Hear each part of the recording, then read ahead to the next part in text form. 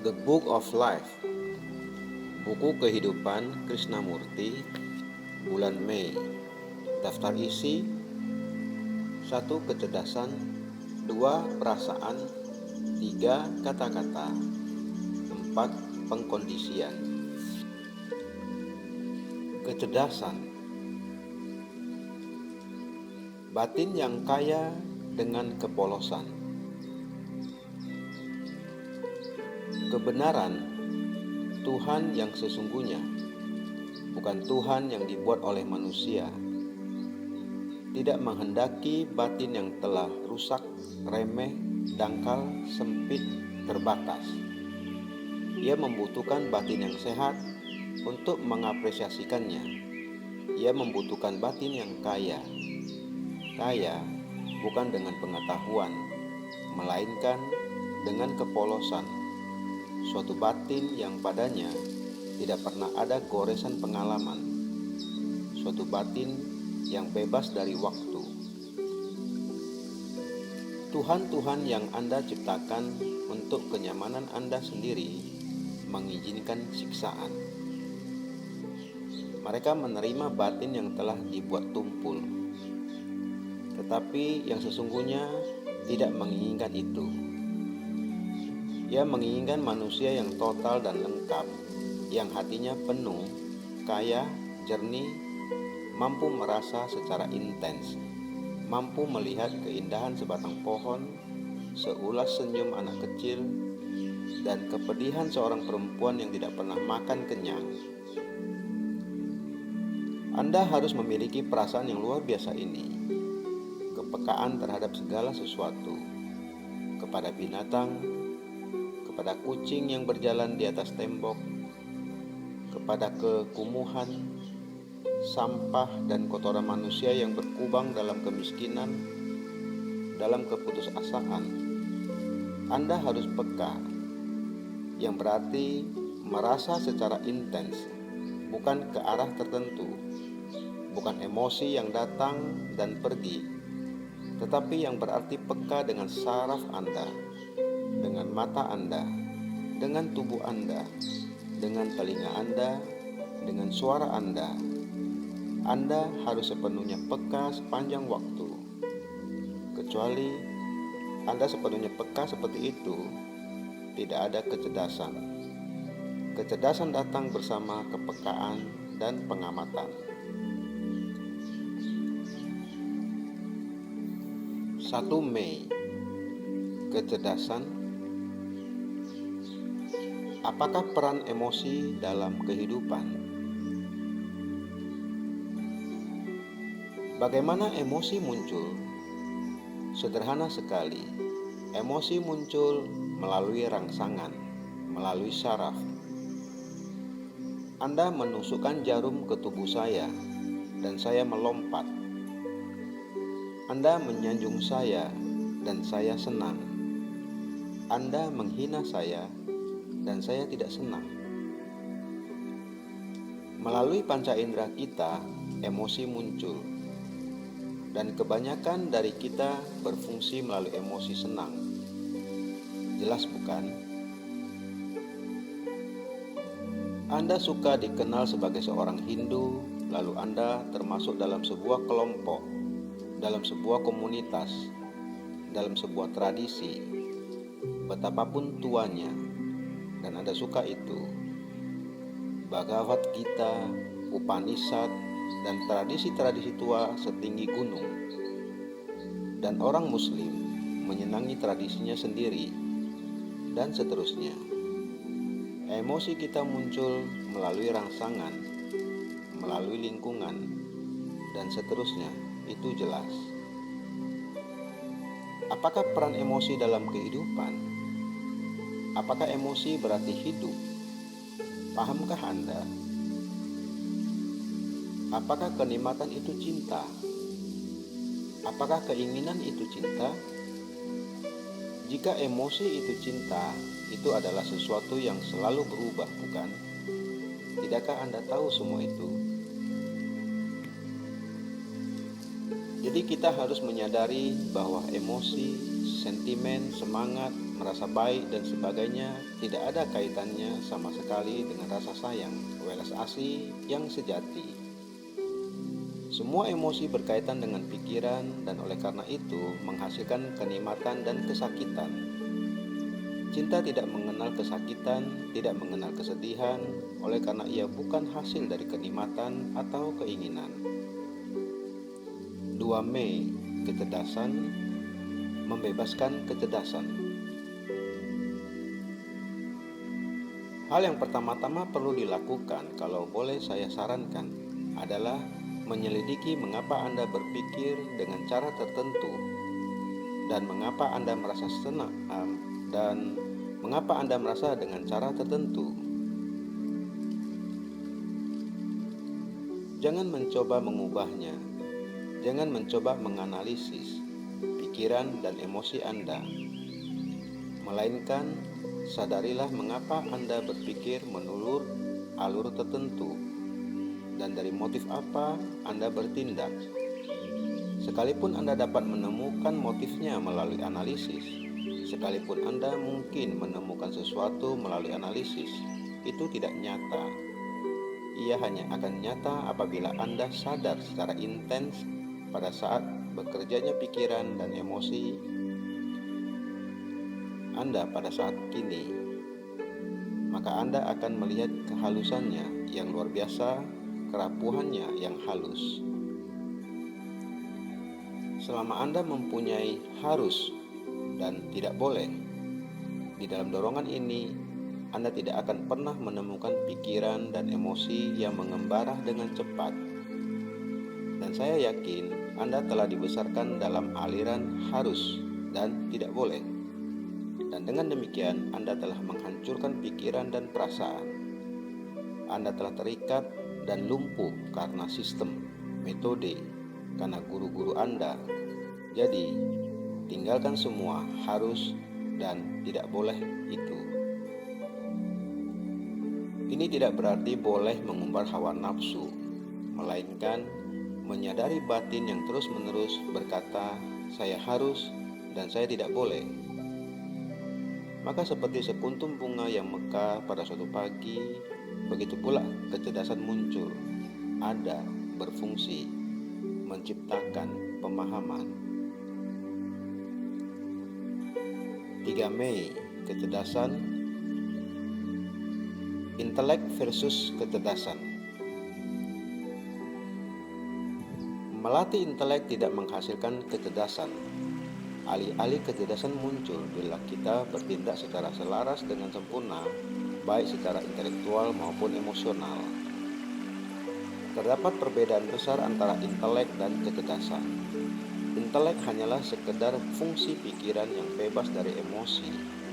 Bila intelek tanpa menghiraukan emosi dilatih ke arah tertentu, orang mungkin punya intelek kuat, tapi ia tidak punya kecerdasan. Oleh karena di dalam kecerdasan terdapat kemampuan inherent untuk merasa dan untuk memiliki. Di dalam kecerdasan, kedua kemampuan itu terdapat bersama-sama secara seimbang, secara intens, dan harmonis. Anda bilang, jika Anda membawa emosi ke dalam bisnis itu tak dapat dikelola dengan baik atau bersikap jujur.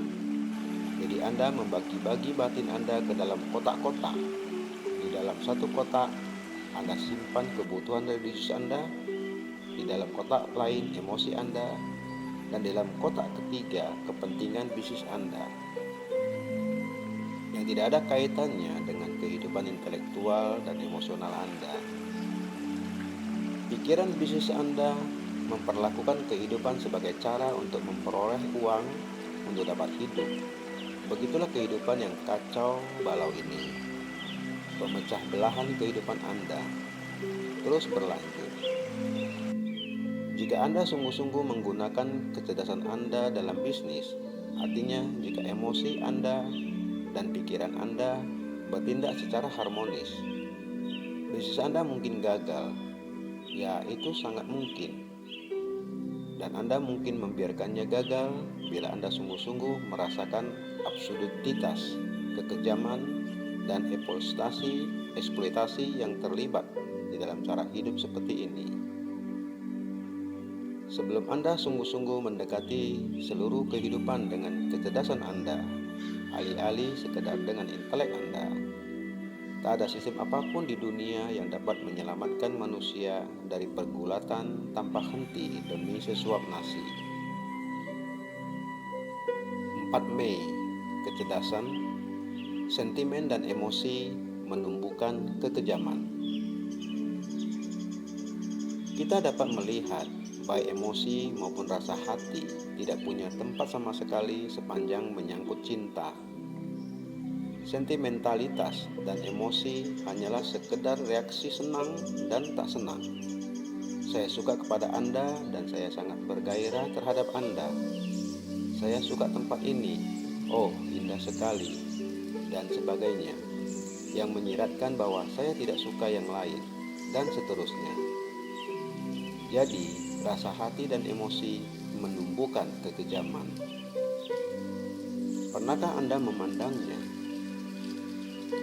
Gagasantifikasi dengan secari kain yang dinamakan bendera nasional adalah faktor emosional dan sentimental. Dan demi faktor itu, Anda bersedia membunuh orang lain. Dan itu disebut cinta tanah air. Cinta terhadap tetangga, kita dapat melihat bila rasa hati dan emosi masuk, tidak ada cinta. Emosi dan rasa hatilah yang menumbuhkan kekejaman dari rasa senang dan tak senang. Dan kita juga dapat melihat bila terdapat kecemburuan, jelas tidak ada cinta. Saya merasa iri terhadap Anda karena Anda mempunyai kedudukan lebih baik, pekerjaan lebih baik, rumah lebih baik. Anda tampak lebih bagus, lebih cerdas, lebih sadar, dan saya cemburu kepada Anda. Saya tidak sungguh-sungguh mengatakan saya cemburu terhadap Anda, tetapi saya bersaing dengan Anda, yang adalah semacam kecemburuan, iri hati. Jadi, iri hati dan kecemburuan bukanlah cinta, dan saya menghapuskannya. Saya tidak terus-menerus bicara tentang bagaimana menghapuskannya, dan sementara itu terus merasa iri.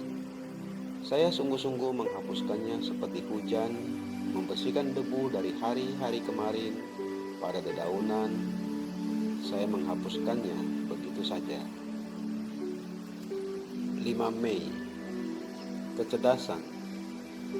Kita harus mati terhadap semua emosi kita. Apa yang kita maksudkan dengan emosi?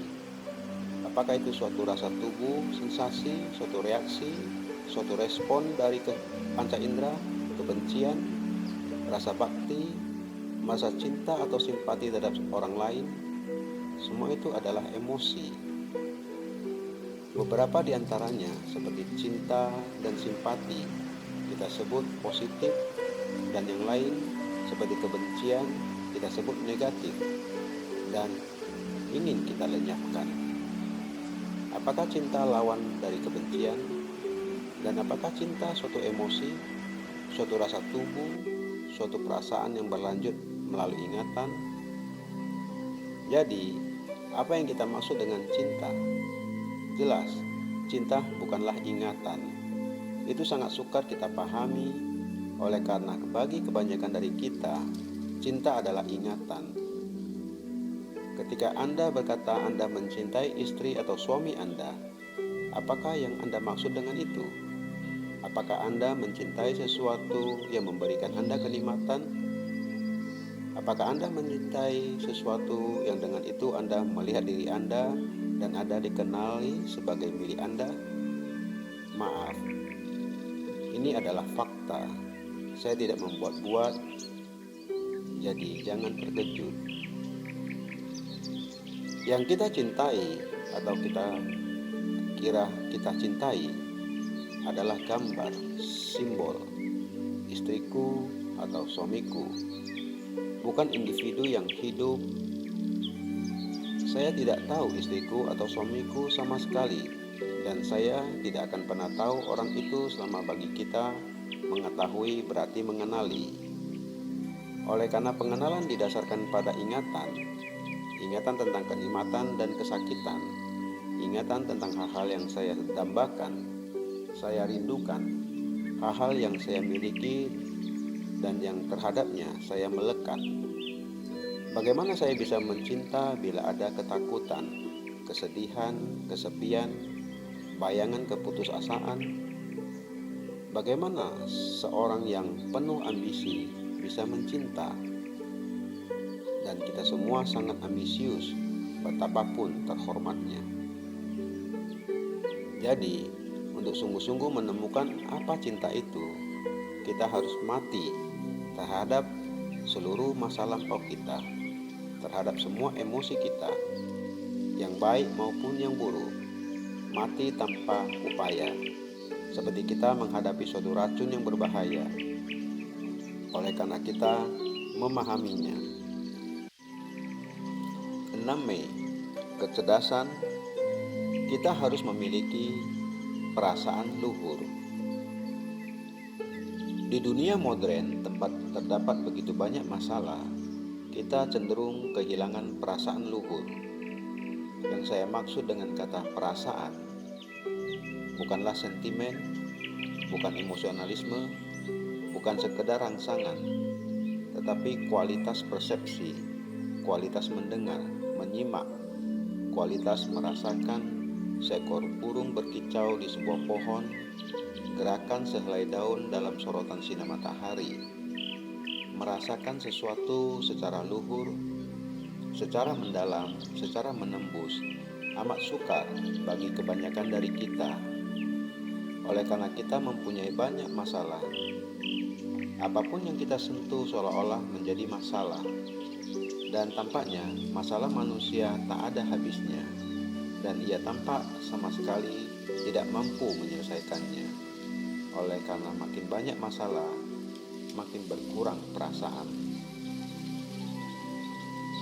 Yang saya maksud dengan perasaan ialah menghayati bengkoknya sebuah cabang, kemesuman, kekotoran sebuah jalan, peka terhadap kesedihan orang lain, berada dalam keadaan terpukau ketika kita melihat matahari terbenam. Ini bukan sentimen, ini bukan sekedar emosi. Emosi dan sentimen atau sentimentalitas berubah menjadi kekejaman. Hal-hal itu bisa dipakai oleh masyarakat. Dan bila ada sentimen, rasa tubuh, maka kita menjadi budak masyarakat.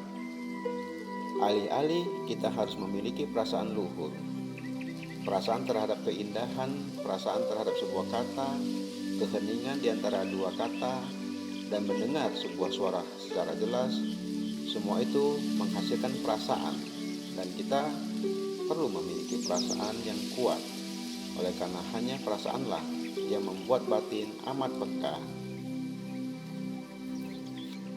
7 Mei, kecerdasan. Mengamati tanpa pikiran. Tidak ada perasaan tanpa pikiran, dan di balik pikiran terdapat kenikmatan. Jadi, mereka berada bersama-sama. Kenikmatan, kata, pikiran, perasaan. Mereka tidak terpisah. Pengamatan tanpa pikiran, tanpa perasaan, tanpa kata adalah energi. Energi terbuang percuma oleh kata-kata, asosiasi, pikiran, kenikmatan, dan waktu. Akibatnya, tidak ada lagi energi untuk memandang. 8 Mei, perasaan, totalitas perasaan. Apakah perasaan itu? Perasaan itu seperti pikiran. Perasaan adalah sensasi. Saya melihat sekuntum bunga dan saya menanggapi bunga itu. Saya suka atau tidak suka. Suka atau tidak suka itu dibentuk oleh pikiran, dan pikiran adalah respon dari latar belakang ingatan. Jadi, saya berkata, saya suka bunga ini, atau saya tidak suka bunga itu. Saya suka perasaan ini, atau saya tidak suka perasaan itu. Nah, Apakah cinta berkaitan dengan perasaan? Jelas, perasaan adalah sensasi. Perasaan suka dan tidak suka, baik dan buruk, cita rasa baik, dan seterusnya. Apakah perasaan itu berkaitan dengan cinta? Pernahkah Anda mengamati jalan di tempat tinggal Anda? Pernahkah Anda mengamati cara Anda hidup di rumah Anda, cara Anda duduk, cara Anda berbicara, dan pernahkah Anda mengamati tokoh-tokoh suci yang Anda puja? Bagi mereka gairah adalah seks, dan dengan demikian mereka mengingkari gairah. Dengan demikian mereka mengingkari keindahan, mengingkari dalam arti mengesampingkan. Maka bersama sensasi Anda membuang cinta.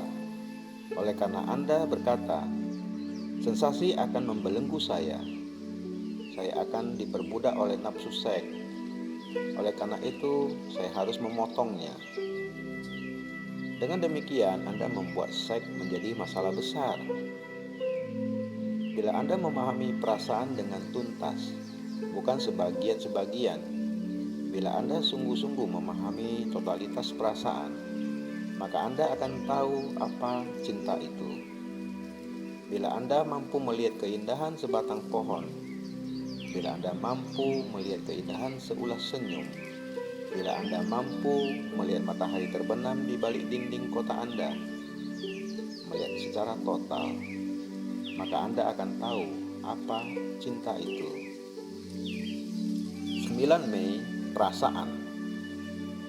Jika Anda tak memberikan nama kepada perasaan itu, bila Anda mengamati suatu perasaan itu akan berakhir. Tetapi sekalipun perasaan itu berakhir, jika masih ada si pengamat, si penonton, si penyensor, si pemikir yang tetap terpisah dari perasaan itu, maka masih ada kontradiksi. Jadi, amat penting untuk memahami bagaimana kita memandang sebuah perasaan. Ambillah misalnya suatu perasaan yang sangat umum, cemburu. Kita semua tahu bagaimana rasanya cemburu. Nah, bagaimana Anda memandang rasa cemburu Anda? Bila Anda memandang perasaan itu, Anda adalah pengamat dari cemburu sebagai sesuatu yang terpisah dari diri Anda. Anda berupaya mengubah cemburu, memodifikasikannya, atau Anda berupaya menjelaskan mengapa Anda merasa berhak untuk cemburu, dan seterusnya. Jadi ada suatu sosok, si penyensor, suatu entitas yang terpisah dari rasa cemburu dan yang mengamatinya. Untuk sesaat rasa cemburu itu mungkin lenyap, tapi ia akan datang lagi. Dan ia datang lagi karena Anda tidak sungguh-sungguh melihat bahwa cemburu itu adalah bagian dari Anda. Yang saya katakan ialah pada saat Anda memberi nama, suatu label terhadap perasaan itu, Anda telah membawanya ke dalam kerangka tua, dan yang tua adalah si pengamat, entitas terpisah yang terbentuk dari kata, gagasan, opini tentang yang baik dan yang buruk. Tetapi jika Anda tidak memberi nama perasaan itu yang menuntut keadaan sadar yang luar biasa, suatu pemahaman langsung yang mendalam, maka Anda akan melihat bahwa tidak ada si pengamat, tidak ada si pemikir, tidak ada pusat yang dari situ Anda menghakimi, dan bahwa Anda tidak berbeda dari perasaan itu. Tidak ada Anda yang merasakan perasaan itu. 10 Mei, perasaan. Emosi tidak menghasilkan apa-apa. Entah Anda didorong oleh emosi Anda, entah Anda didorong oleh intelek Anda, itu membawa kepada keputusasaan oleh karena tidak menghasilkan apa-apa. Tetapi Anda menyadari cinta bukanlah kenikmatan, cinta bukanlah keinginan. Tahukah Anda apa itu kenikmatan, Bapak?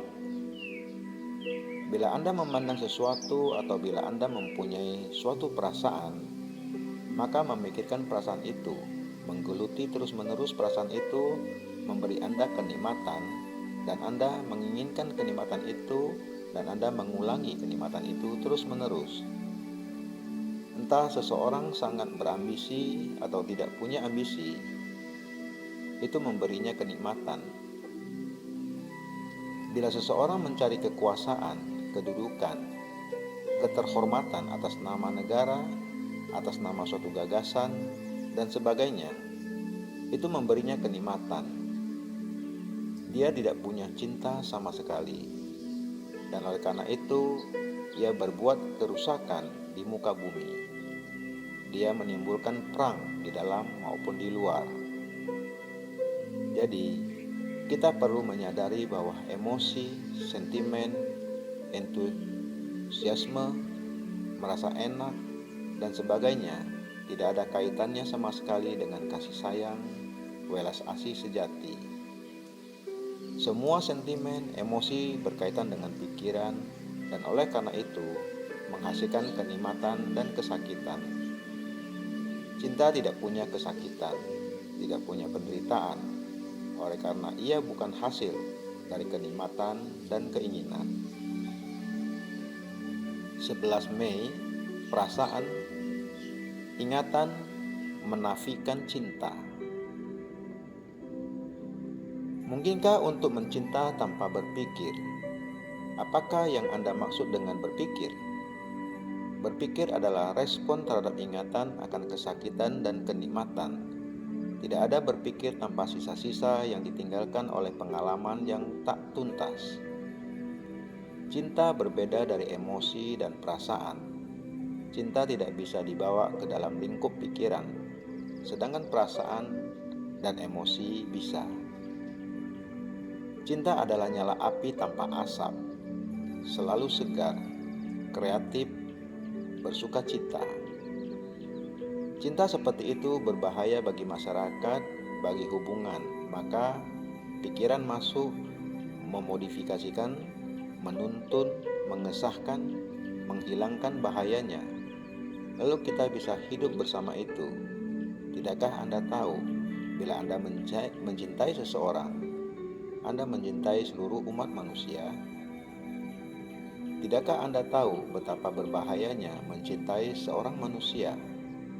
Maka tak ada lagi dinding penghalang, tak ada lagi nasionalitas, maka tak ada lagi kehausan akan kekuasaan dan kedudukan, dan segala sesuatu memiliki nilainya yang asli.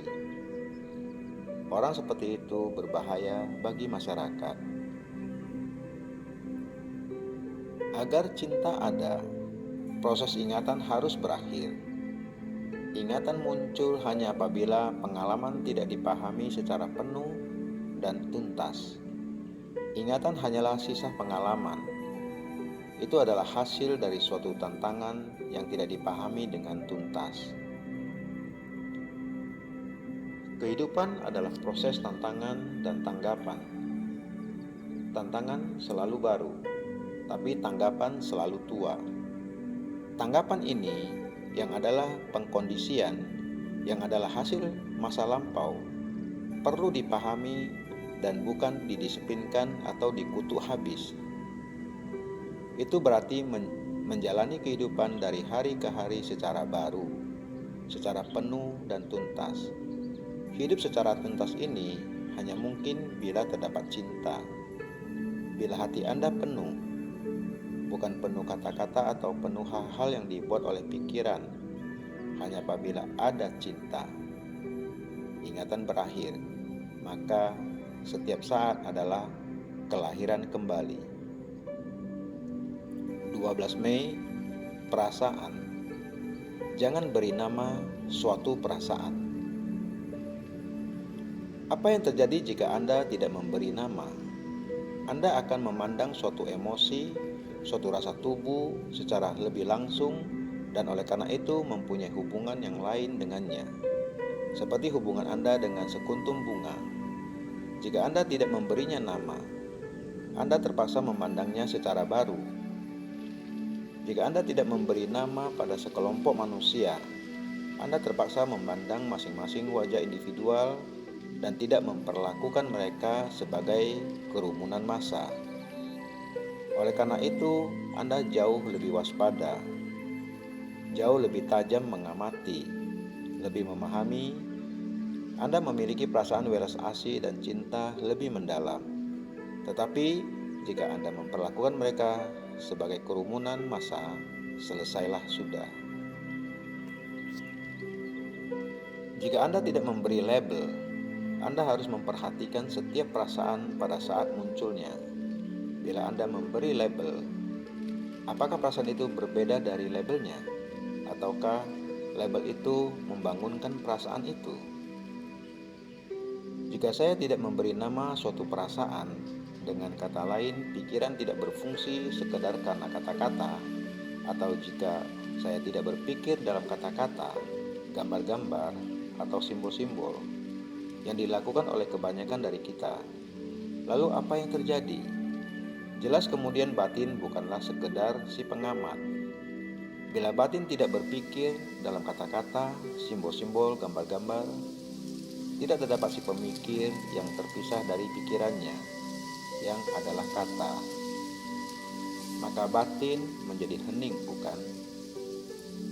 bukan dibuat hening, dia hening. Bila batin sungguh-sungguh hening, maka segala perasaan yang muncul dapat digarap dengan seketika. Justru jika kita memberi nama perasaan-perasaan itu dan dengan demikian memperkuatnya, maka perasaan-perasaan itu mempunyai kelangsungan. Mereka tersimpan di pusat, yang dari situ kita memberi label-label lagi untuk memperkuatnya atau mengkomunikasikannya. 13 Mei, perasaan. Tetaplah berada bersama perasaan dan lihatlah apa yang terjadi. Kita tidak pernah berada bersama perasaan apapun dan selalu mengelilinginya dengan tetek bengek kata-kata. Kata mendistorsikannya. Pikiran yang berputar mengintarinya, mendesaknya ke dalam bayangan, melumpuhkannya dengan ketakutan dan keinginan yang menggunung. Anda tidak pernah tetap berada bersama perasaan.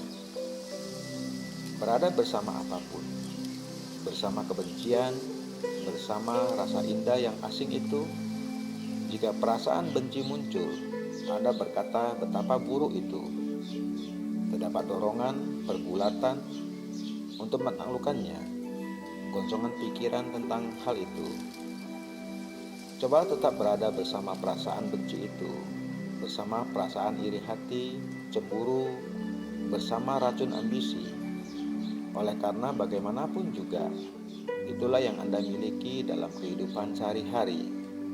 Sekalipun Anda ingin hidup bersama cinta atau bersama kata cinta, karena Anda memiliki perasaan benci, keinginan untuk menyakiti seseorang dengan suatu isyarat tubuh atau suatu kata yang menyengat, lihatlah apakah Anda dapat berada bersama perasaan itu. Dapatkah? Pernahkah Anda coba? Cobalah tetap berada bersama suatu perasaan dan lihatlah apa yang terjadi. Anda akan mendapati bahwa itu sukar sekali. Pikiran Anda tidak membiarkan perasaan itu. Pikiran menyerbu masuk dengan berbagai ingatan, berbagai asosiasi, perintah dan larangan, dan celotehnya yang tak pernah habis. Pungutlah sebuah kerang. Dapatkah Anda memandangnya, mengagumi keindahannya yang rapuh, tanpa berkata betapa cantiknya itu? Atau binatang apa yang membuatnya? Bisakah Anda memandang tanpa gerak pikiran? Dapatkah Anda tinggal bersama perasaan di balik kata, tanpa perasaan yang dibangun oleh kata? Jika bisa, maka Anda akan menemukan sesuatu yang luar biasa, suatu gerak di luar ukuran waktu, suatu musim semi yang tak mengenal musim panas. 14 Mei, kata-kata. Memahami kata-kata. Saya tidak tahu apakah Anda pernah merenungkan atau menyelami seluruh proses verbalisasi ini. Proses memberi nama. Jika Anda pernah melakukannya, itu adalah hal yang paling menakjubkan dan sangat menarik dan menggairahkan. Bila kita memberikan suatu nama pada segala sesuatu yang kita alami, lihat atau rasakan, kata itu menjadi amat bermakna. Dan kata adalah waktu. Waktu adalah ruang. Dan kata adalah pusatnya. Semua proses pikiran adalah verbalisasi. Anda berpikir di dalam kata-kata. Dan dapatkah batin bebas dari kata? Jangan bertanya, bagaimana saya bisa bebas? Itu tidak punya arti. Tetapi ajukan pertanyaan itu kepada diri Anda sendiri dan lihatlah betapa Anda diperbudak oleh kata-kata seperti India, Bhagavad Gita, komunisme, Kristen, Rusia, Amerika, Inggris, kasta di bawah Anda dan kasta di atas Anda, kata cinta, kata Tuhan, kata meditasi. Betapa luar biasa makna yang kita berikan kepada kata-kata ini dan betapa kita diperbudak olehnya. 15 Mei, kata-kata. Ingatan mengaburkan persepsi. Apakah Anda berspekulasi ataukah Anda sungguh-sungguh mengalami sementara kita meneruskan diskusi ini? Anda tidak tahu apa batin religius itu, bukan? Dari apa yang Anda katakan, Anda tidak tahu apa artinya. Anda mungkin mempunyai perasaan atau kilatan yang sekilas tentang itu, seperti Anda melihat langit yang biru, cerah, dan indah ketika awan tersibak. Tetapi pada saat Anda mencerap langit biru itu, Anda mempunyai ingatan tentang itu. Anda ingin memperoleh lebih banyak lagi, dan dengan demikian Anda tersesat di situ. Semakin Anda menginginkan kata untuk disimpan sebagai pengalaman, semakin Anda tersesat di situ. 16 Mei, kata-kata. Kata menciptakan keterbatasan. Adakah berpikir tanpa kata? Bila batin tidak dijejali dengan kata, maka berpikir bukanlah berpikir seperti yang kita kenal, melainkan itu suatu kegiatan tanpa kata, tanpa simbol. Dengan demikian, itu tidak punya batas. Kata itu batasnya. Kata menciptakan keterbatasan, perbatasan, dan batin yang tidak berfungsi dengan kata-kata tidak mempunyai keterbatasan. Ia tidak punya perbatasan. Ia tidak terikat. Ambillah kata cinta dan perhatikan apa yang dibangkitkannya dalam batin Anda. Amati batin Anda. Pada saat saya mengucapkan kata itu, Anda mulai tersenyum dan duduk tegak. Anda merasakan. Jadi, kata cinta membangunkan segala macam gagasan, segala macam pemisahan. Sebagai ini jasmania, itu spiritual, ini profan, itu tak terbatas, dan sebagainya. Tapi temukan apa cinta itu. Sesungguhnya, Bapak, untuk menemukan apa cinta itu, batin harus bebas dari kata itu dan dari makna kata itu. 17 Mei, kata-kata. Mengatasi kata-kata. Untuk saling memahami, saya rasa perlu bahwa kita tidak terperangkap dalam kata-kata. Oleh karena sebuah kata, seperti Tuhan misalnya, mungkin mempunyai makna tertentu bagi Anda. Sedangkan bagi saya kata itu mungkin mewakili suatu rumusan yang sama sekali lain, atau tanpa rumusan sama sekali. Jadi hampir tidak mungkin berkomunikasi dengan orang lain, kecuali kedua pihak berniat untuk saling memahami dan mengatasi kata-kata. Kata kebebasan pada umumnya menyiratkan bebas dari sesuatu. Benar bukan? Biasanya itu berarti bebas dari keserakahan, dari iri hati, dari nasionalisme, dari amarah, dari ini atau itu. Sedangkan kebebasan mungkin mempunyai makna yang lain sekali, yang adalah suatu rasa bebas. Dan saya rasa sangat penting untuk memahami makna ini. Bagaimanapun juga, batin ini terbentuk dari kata-kata, di samping hal-hal lain. Nah, dapatkah batin bebas dari kata-kata iri hati? Cobalah bereksperimen dengan ini, dan Anda akan melihat bahwa kata-kata seperti Tuhan, kebenaran, kebencian, iri hati mempunyai efek yang kuat dalam batin. Dapatkah batin secara neurologis dan secara psikologis bebas dari kata-kata ini? Jika batin tidak bebas dari kata-kata itu, ia tidak mampu menghadapi fakta iri hati.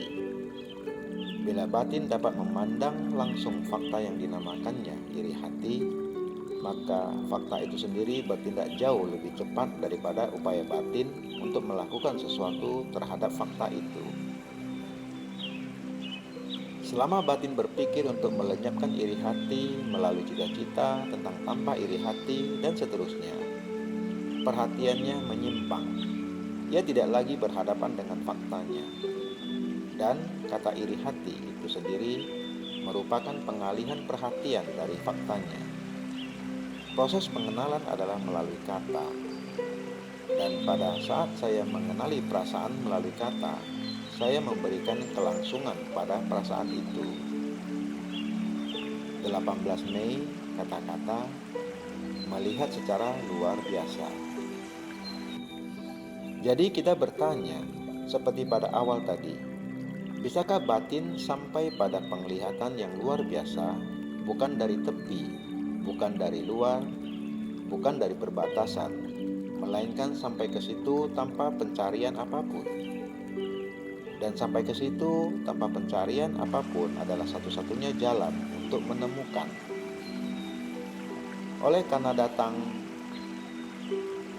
dengan datang ke situ tanpa tahu, maka tidak ada daya upaya, tiada pencarian, tiada pengalaman, dan ada pengingkaran total dari semua praktek-praktek yang normal untuk sampai kepada pusat itu, kepada pemekaran itu. Jadi batin sangat tajam, sangat sadar, tidak lagi bergantung pada pengalaman apapun untuk tetap sadar.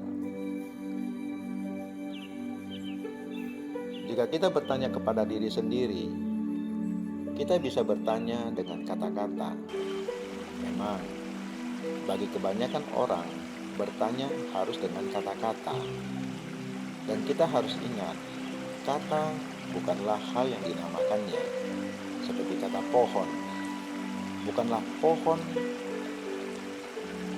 bukan fakta aktualnya. Fakta aktualnya ialah apabila kita menyentuhnya, bukan melalui kata itu, melainkan apabila kita sungguh-sungguh kontak dengannya. Maka itulah aktualitas, yang berarti kata itu telah kehilangan kekuatannya untuk memukau orang. Contohnya, kata Tuhan telah terbebani begitu berat dan memukau orang begitu kuat sehingga mereka menerimanya atau menolaknya dan bertingkah seperti tupai di dalam kurungan. Jadi kata dan simbol harus dikesampingkan. 19 Mei, kata-kata, persepsi kebenaran terjadi seketika. Keadaan berpikir dengan kata-kata telah dibangun selama berabad-abad dalam hubungan antara individu dan masyarakat, sehingga keadaan verbal adalah keadaan sosial di samping keadaan individual. Untuk berkomunikasi seperti kita lakukan sekarang, saya membutuhkan ingatan, saya membutuhkan kata. Saya harus bisa berbahasa Inggris. Anda harus bisa berbahasa Inggris. Itu telah dicapai selama berabad-abad. Kata bukan hanya dikembangkan di dalam hubungan sosial, melainkan juga sebagai reaksi di dalam hubungan sosial itu terhadap individu. Di situ diperlukan kata. Masalahnya ialah, setelah memakan waktu begitu lama, berabad-abad, untuk membangun keadaan simbolik, kata-kata, dapatkah itu terhapus dengan seketika begitu saja? Melalui waktu, apakah kita akan membebaskan batin dari pembelengguan oleh kata-kata yang telah dibangun selama berabad-abad? Ataukah belenggu itu harus patah dengan seketika? Nah, Anda mungkin berkata, itu perlu waktu. Saya tidak dapat melakukannya dengan seketika. Ini berarti Anda membutuhkan waktu berhari-hari. Ini berarti kelangsungan apa yang sebelumnya ada, sekalipun dimodifikasikan dalam prosesnya, sampai Anda mencapai tingkat yang di situ Anda tidak dapat berjalan lebih jauh lagi. Dapatkah Anda melakukannya? Oleh karena kita takut, karena kita malas, karena kita tidak mau berubah, kita berkata, mengapa pusing-pusing? Itu sangat sukar. Atau kita berkata, saya tak tahu harus berbuat apa. Jadi Anda menunda.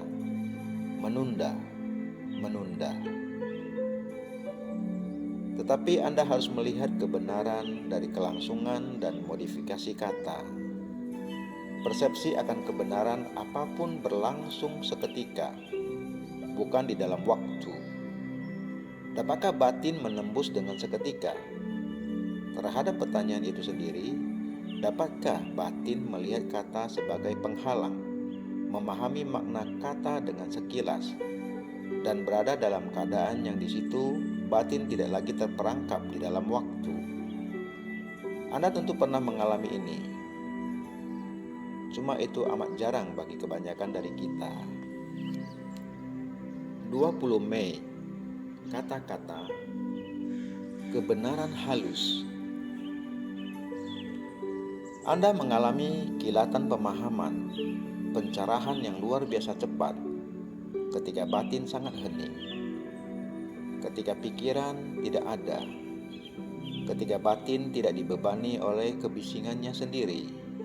Jadi, pemahaman terhadap suatu lukisan modern, seorang anak, istri Anda, tetangga Anda, atau memahami kebenaran yang ada di dalam segala sesuatu hanya dapat muncul bila batin sangat hening. Tetapi keheningan itu tidak dapat dipupuk. Oleh karena jika Anda memupuk batin agar hening, itu bukan batin yang hening, itu batin yang mati. Makin Anda berminat terhadap sesuatu, makin Anda berminat memahami, makin sederhana, jernih dan bebas batin itu, maka penggunaan kata-kata pun berhenti. Bagaimanapun juga, pikiran adalah kata, dan kata itulah yang mengganggu. Tabir kata-kata yang adalah ingatan, itulah yang menyela di antara tantangan dan tanggapan. Katalah yang menanggapi tantangan, yang kita namakan penalaran. Jadi, batin yang berceloteh, yang menggunakan kata-kata, tidak dapat memahami kebenaran. Kebenaran di dalam hubungan, bukan kebenaran abstrak. Tidak ada kebenaran abstrak, tetapi kebenaran itu sangat halus. Yang halus sukar diikuti. Itu bukan abstrak. Ia muncul begitu cepat. begitu gelap sehingga tidak dapat digenggam oleh batin.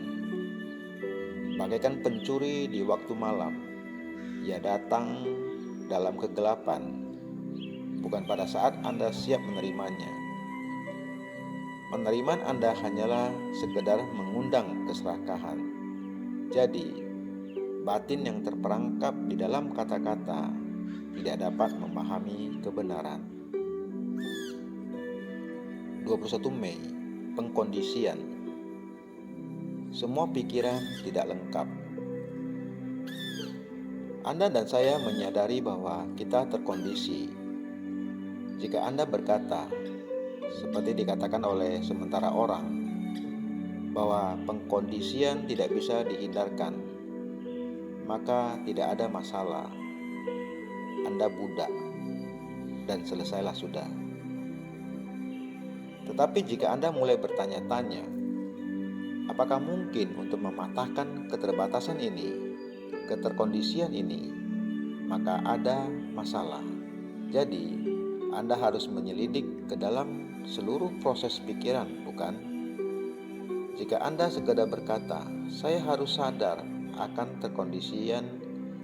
keterkondisian saya harus memikirkannya, menganalisisnya, untuk dapat memahami dan memusnahkannya, maka Anda melakukan upaya.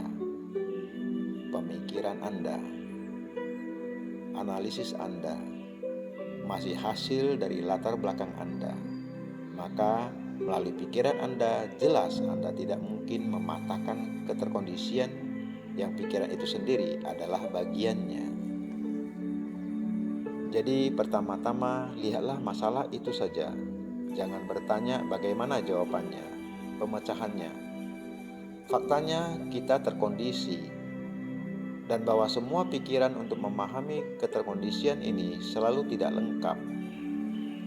Jadi tidak pernah ada pemahaman total, dan hanya di dalam pemahaman total akan seluruh proses pikiran terdapat kebebasan. Kesulitannya adalah bahwa kita selalu berfungsi di dalam lingkup batin yang adalah alat pikiran, masuk akal atau tidak masuk akal. Dan seperti telah kita lihat, pikiran selalu tidak lengkap. 22 Mei, pengkondisian. Kebebasan dari diri. Untuk membebaskan batin dari semua keterkondisian, Anda harus melihat totalitasnya tanpa pikiran. Ini bukan pepatah. Cobalah dan Anda akan melihat.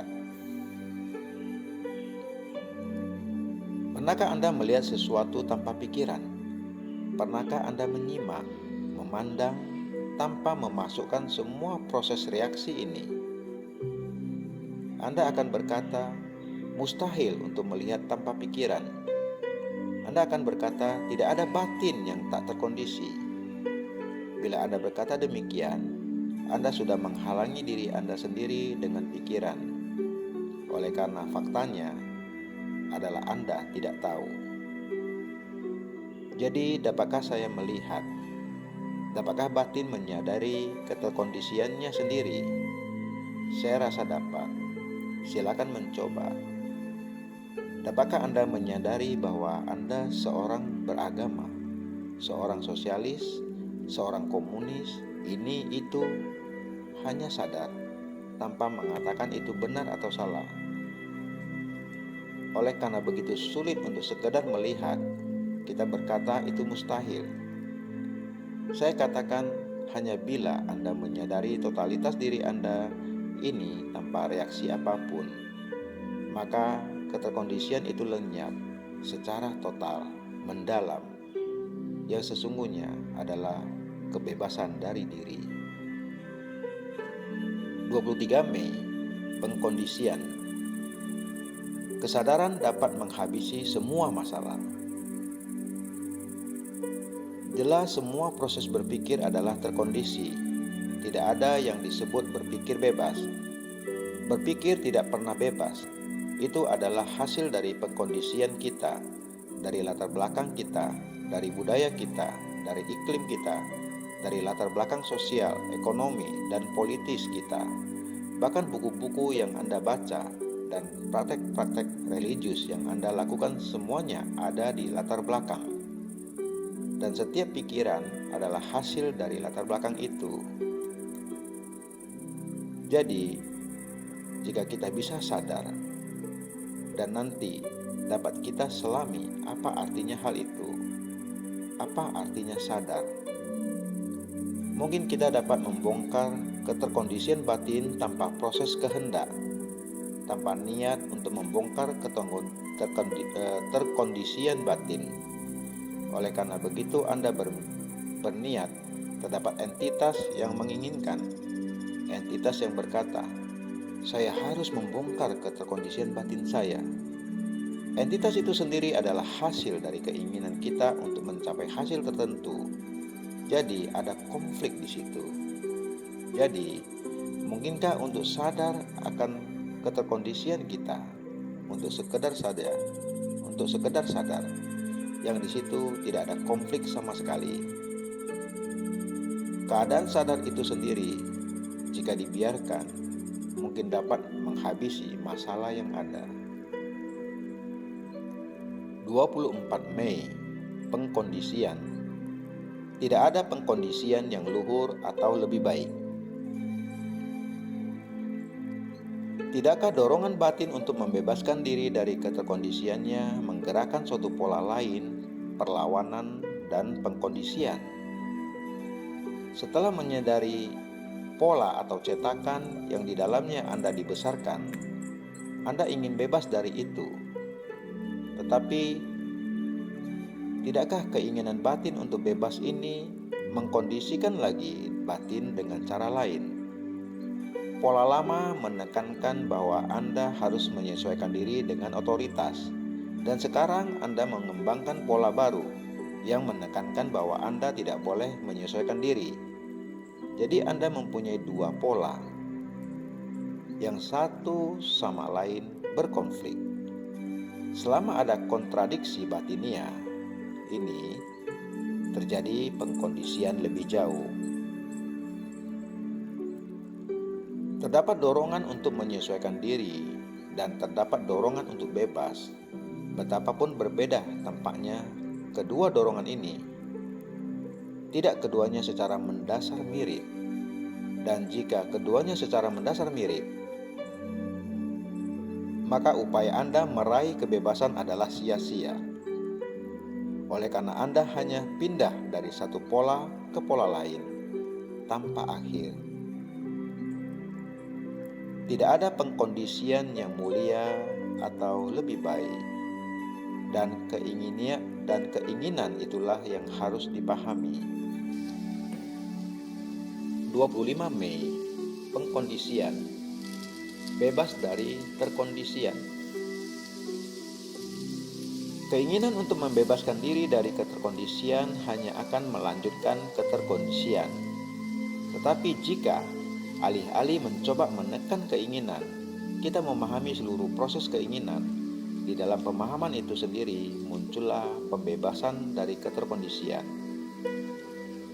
Kebebasan dari terkondisian bukanlah hasil langsung. Pahamkah Anda? Jika saya berketepatan untuk dengan sengaja membebaskan diri dari keterkondisian saya, keinginan itu menciptakan keterkondisiannya yang sendiri. Saya mungkin melenyapkan salah satu bentuk keterkondisian, tetapi saya terperangkap di dalam keterkondisian lain. Sedangkan jika terdapat pemahaman akan keinginan itu sendiri yang mencakup keinginan untuk bebas, maka pemahaman itu sendiri akan melenyapkan semua keterkondisian. Kebebasan dari keterkondisian adalah hasil samping. Itu tidak penting. Yang penting adalah memahami apa yang menyebabkan keterkondisian. 26 Mei, pengkondisian. Keadaan sadar sederhana.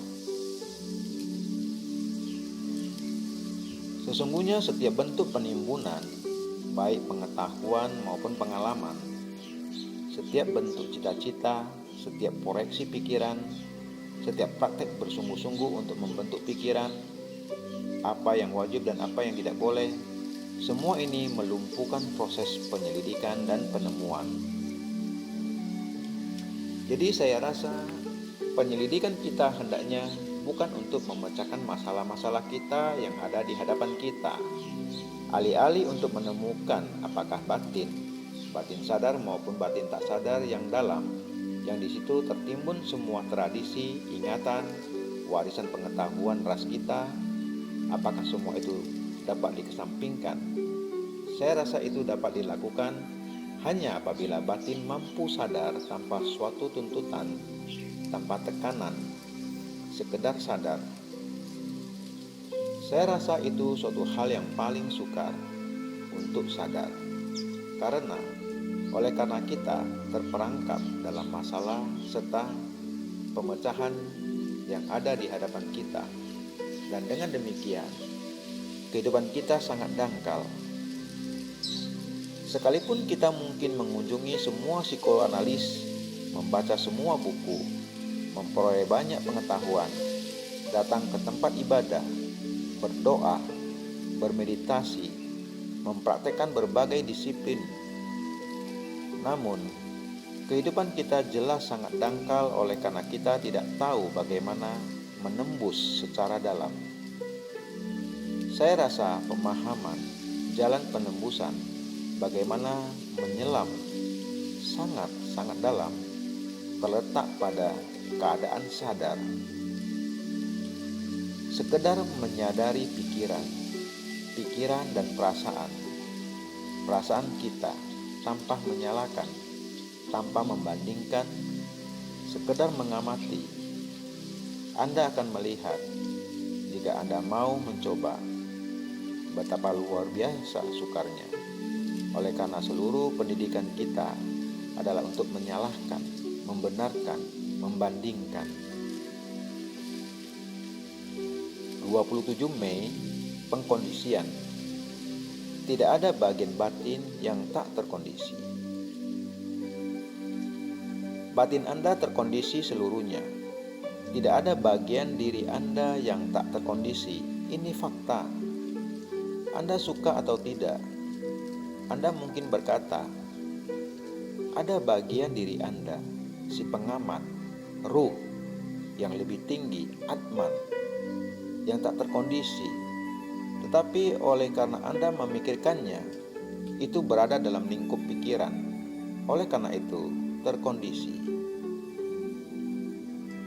Anda dapat membuat banyak teori tentang itu, tetapi faktanya batin Anda terkondisi seluruhnya, yang sadar dan yang tak sadar. Dan setiap upaya yang dilakukannya untuk membebaskan dirinya juga terkondisi. Jadi, apa yang harus dilakukan oleh batin? Atau lebih tepat, apakah keadaan batin ketika ia mengetahui bahwa dirinya terkondisi dan menyadari bahwa setiap upaya yang dilakukannya untuk membongkar keterkondisian dirinya masih terkondisi?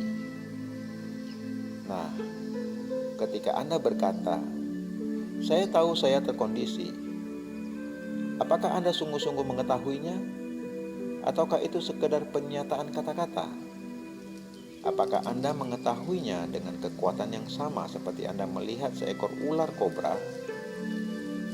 Bila Anda melihat seekor ular dan tahu itu kobra, terdapat tindakan seketika, tindakan yang tak dipikir lebih dulu. Dan bila Anda berkata, saya tahu saya terkondisi, apakah itu memiliki makna penting seperti persepsi Anda tentang ular kobra? Ataukah itu sekedar pengakuan dangkal terhadap fakta itu dan bukan kesadaran akan fakta itu?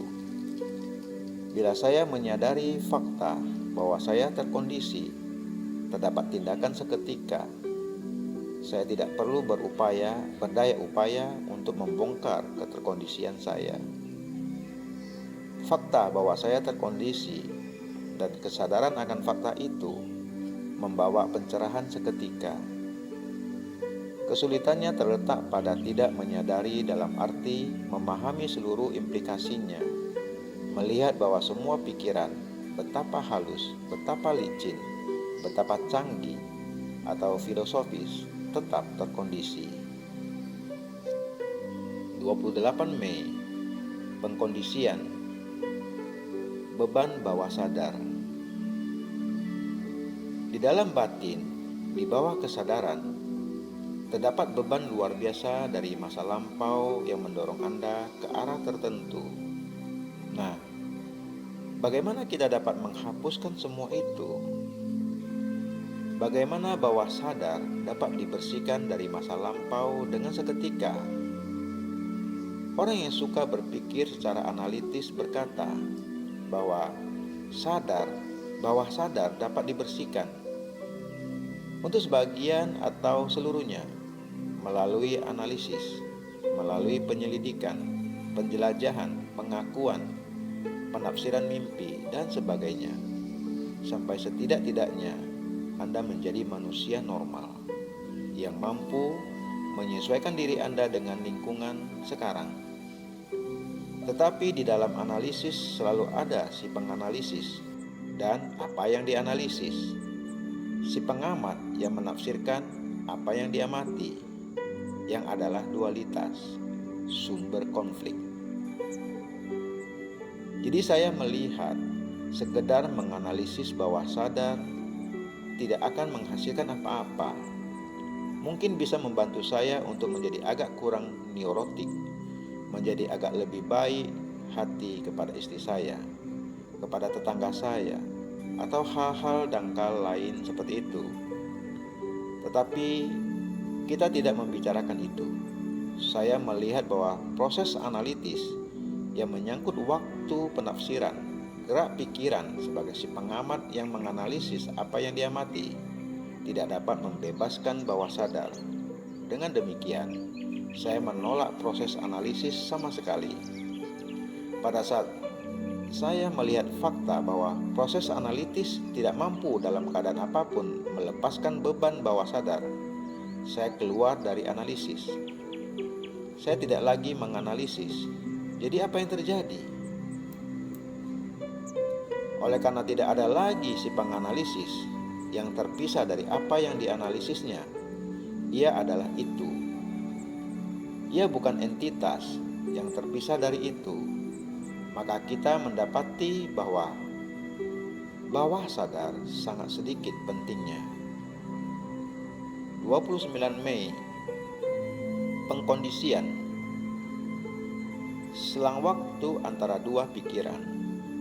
Nah, saya katakan, pasti mungkin batin bebas dari semua pengkondisian. Bukan berarti Anda harus menerima otoritas saya. Jika Anda menerimanya berdasarkan otoritas, Anda tidak pernah akan menemukannya. Itu hanya menjadi satu pengganti lagi dan tidak punya makna. Pemahaman akan seluruh proses pengkondisian tidak datang kepada Anda melalui analisis atau introspeksi. Oleh karena pada saat Anda si penganalisis itu sendiri adalah bagian dari latar belakang. Dan oleh karena itu, analisisnya tidak punya arti. Bagaimana batin ini bisa bebas?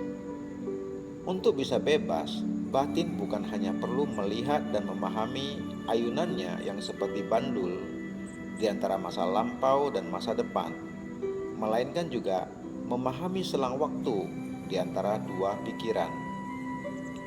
Jika Anda mengamati dengan sangat cermat, sekalipun respon gerak pikiran tampak begitu cepat, ada jarak atau interval di antara pikiran-pikiran. Di antara dua pikiran terdapat suatu periode keheningan yang tidak berkaitan dengan proses pikiran.